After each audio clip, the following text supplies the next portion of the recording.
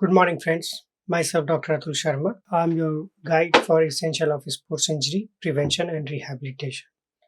This is seventh week, and this week we are going to study about adolescent oblique young athletes and female athletes. So let's start with the adolescent or young athletes.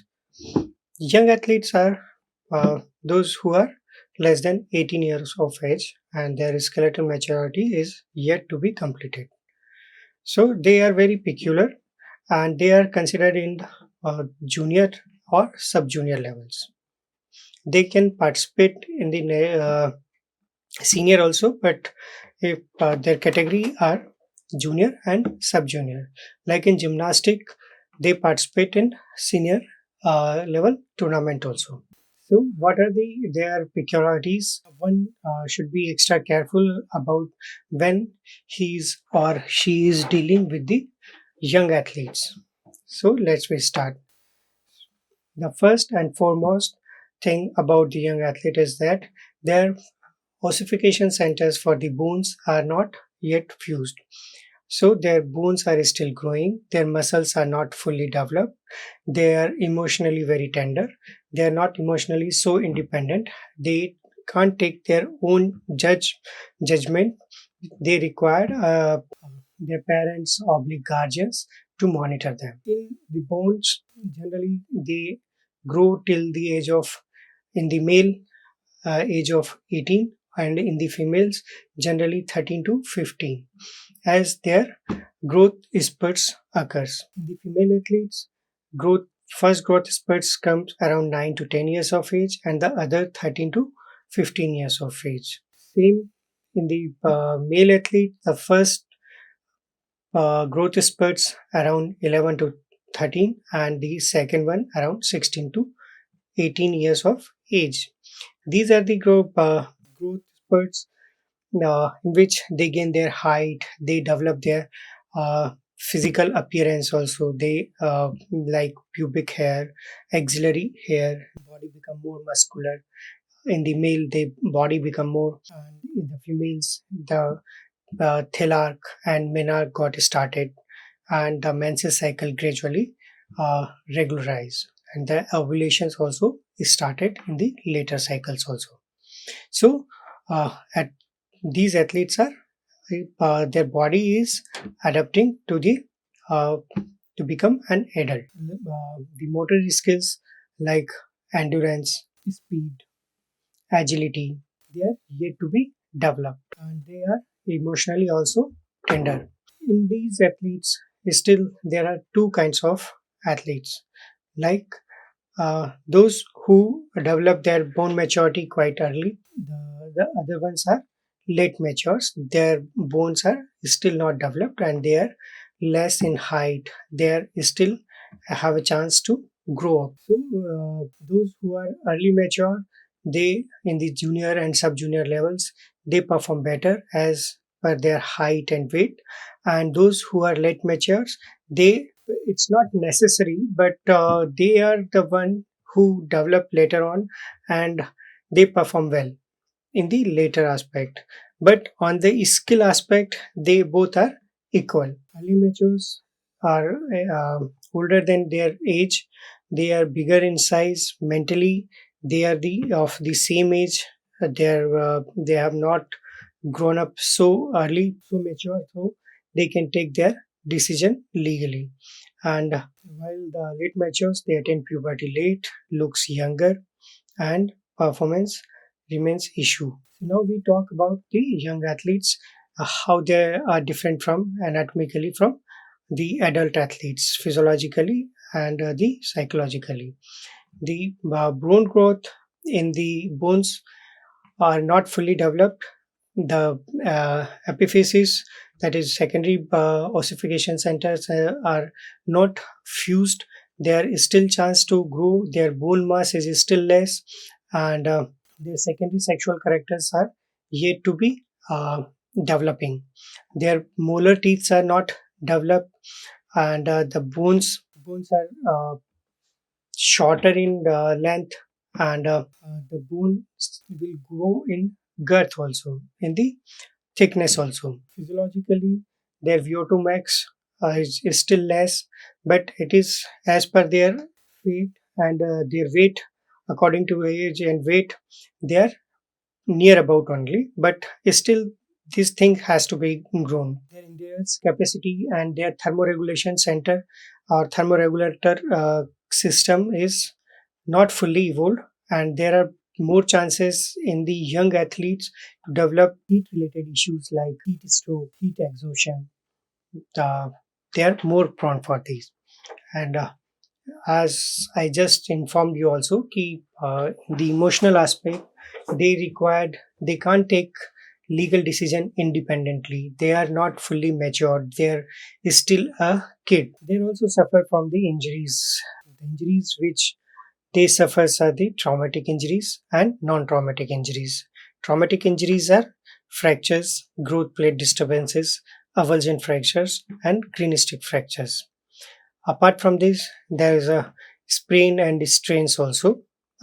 Those occurs in the adult. And non-traumatic, there are also suffers from the diabetes, type 1 diabetes, asthma, and anemia also. So first we discuss about the fractures. Though the chances of fractures are very less in the frank because their bones are more flexible. Traumatic injuries, fractures. Fractures are the discontinuity of the bone. It may be open or closed fractures.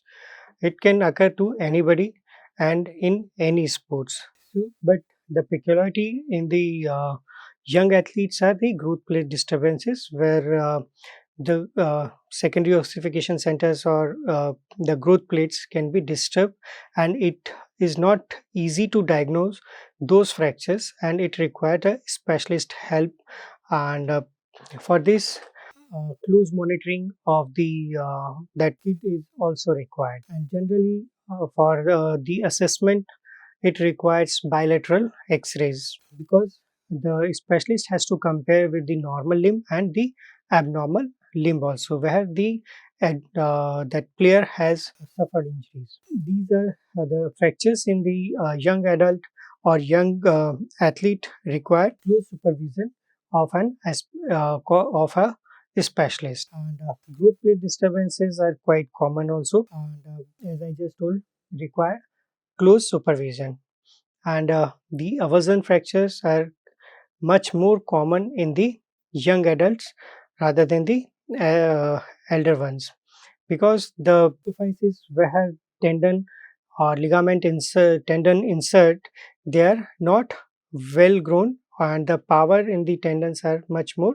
So the this mismatch of the power causes avulsion fractures, while in young athlete there is a rupture of tendon rather than the in the young athlete there is an avulsion fractures where the chip of bone comes along with the tendon, and tendon generally doesn't break. And in the green stick fracture, one side of the bone just got and few part of the bone got, and generally these fractures in the young athletes unite well, and it doesn't cause any kind of residual abnormality.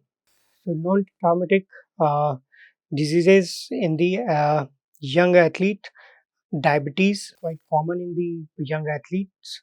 Not common, but in the entire diseases, the type 1 diabetes, heart diseases are quite common. Non traumatic disease, diabetes, asthma, heart diseases, and anemia.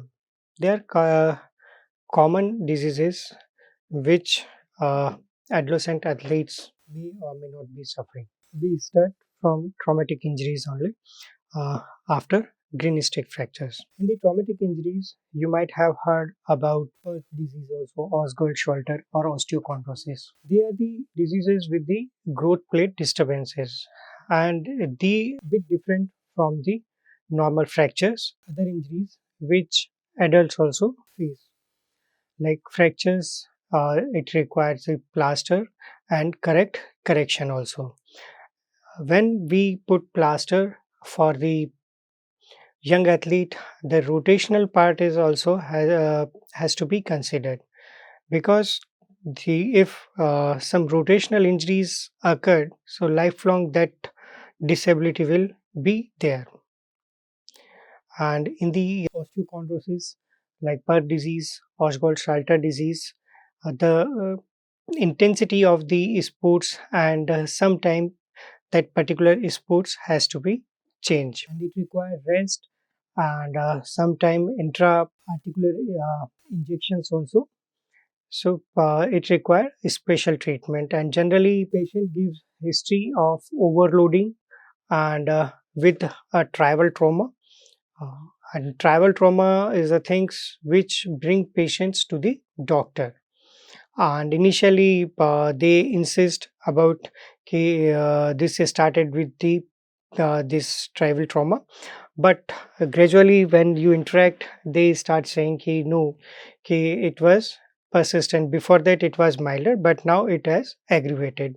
So parents also has to be in vigilance, and they also have to be very careful about the loading of their kids, so that optimum loading should be there. But if the with the overloading, some pain and limping, or if he's having difficulty in some movement, so it should be referred as early as possible. And like few of those who are predisposed for the diabetes or heart disease or asthma, they should be consult with the doctors.